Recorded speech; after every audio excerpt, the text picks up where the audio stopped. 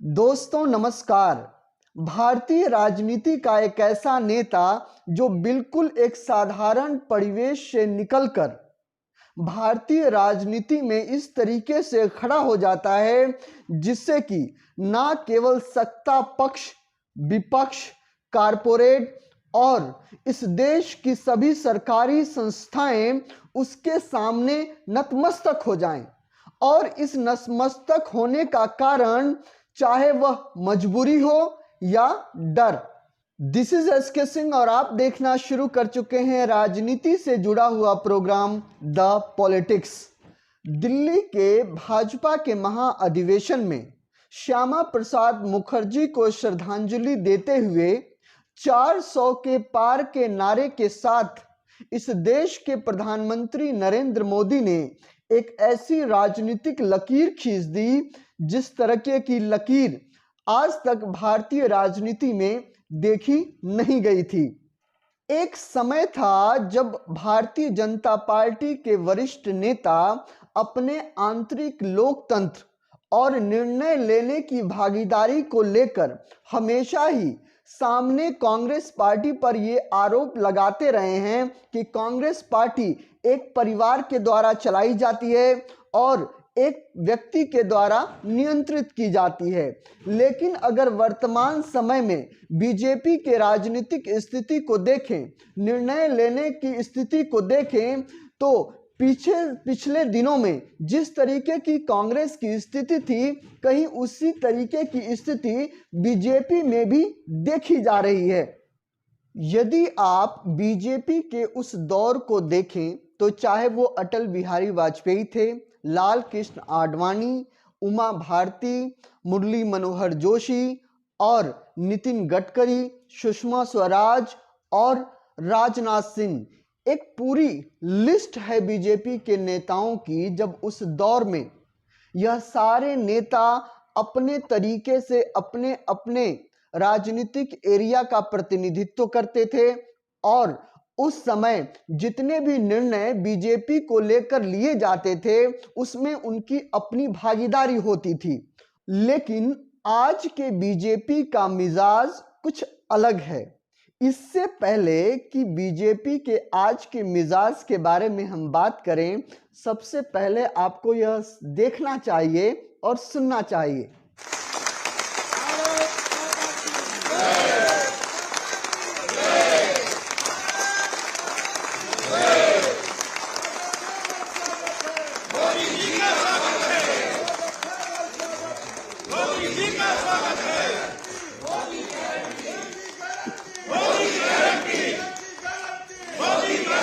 एक समय था जब बीजेपी को सपोर्ट करने वाले, बीजेपी से संबंधित जो संगठन, चाहे वो आरएसएस हो, बजरंग दल हो, विश्व हिंदू परिषद हो,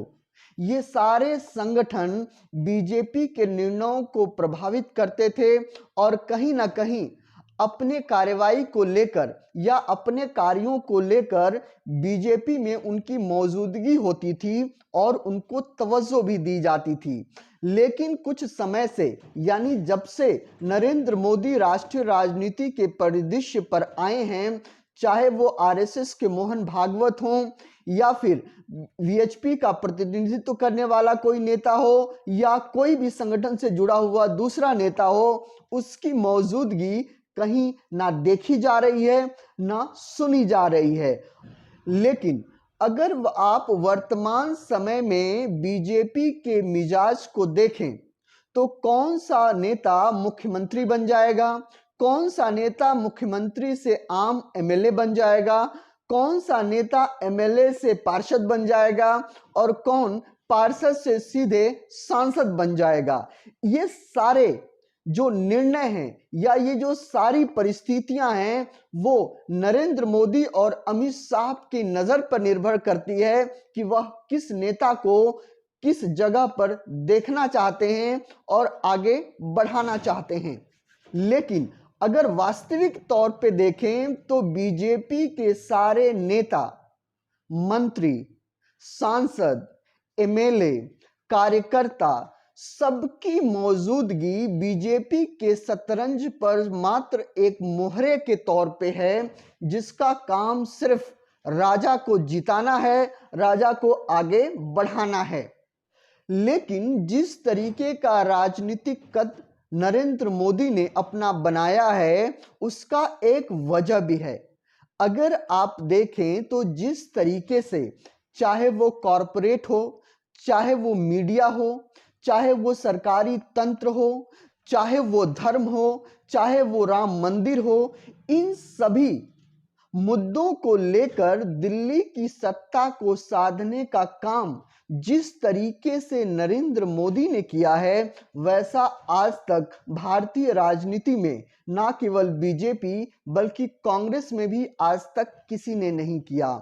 और अगर आप बीजेपी, आरएसएस और आरएसएस से जुड़े संगठनों के मुद्दों को देखें तो मोदी काल में ये सब कुछ पूरा तो हो रहा है। चाहे वो 370 का मामला हो, चाहे वो राम मंदिर बनने का मामला हो, चाहे वो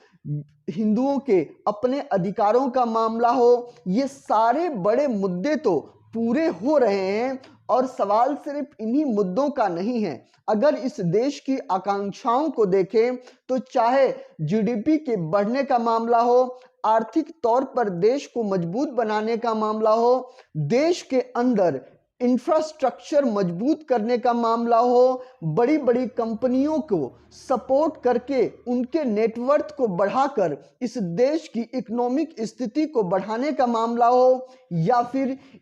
इस देश के गरीबों को सीधे तौर पर आर्थिक मदद पहुंचाने का मामला हो, चाहे वो आयुष्मान कार्ड के द्वारा हो, चाहे वो सीधे 5 किलो अनाज देकर हो, चाहे वो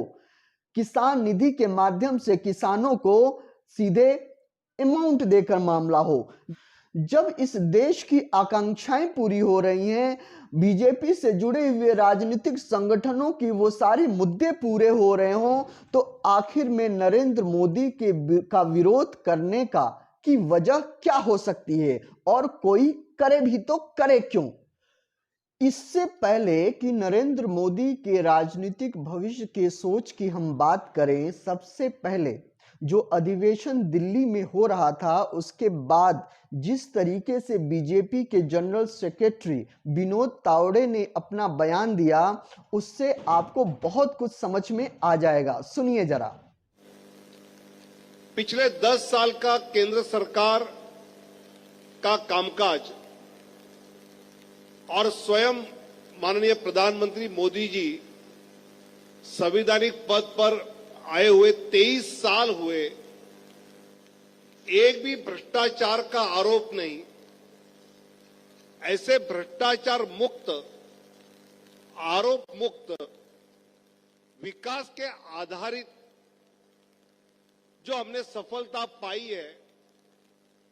वो हम मतदाताओं के पास, सामान्य व्यक्ति के पास बात पहुंचाए कि 23 साल के कार्यकाल में इस देश में कोई भी ऐसी सरकार या संवैधानिक पद की व्यक्ति नहीं रही कि जिस पर कुछ आरोप हुए, लेकिन ये पहला समय है कि ऐसे आरोप मुक्त और विकास के आधार पर विकास युक्त ये सरकार, ये कार्यकाल रहा, ये जनता के पास ले जाने का आग्रह आदरणीय प्रधानमंत्री जी ने हम सब पदाधिकारियों को संबोधित करते हुए कहा। इस पूरे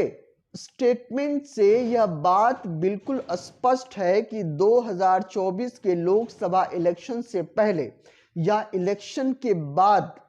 अब इस देश का, चाहे वो मुख्यमंत्री हो, चाहे वो सांसद हो, साधारण कार्यकर्ता हो या एमएलए हो, चाहे वो केंद्र में मंत्री हो या फिर राज्य सरकार में, सबका काम सिर्फ नरेंद्र मोदी के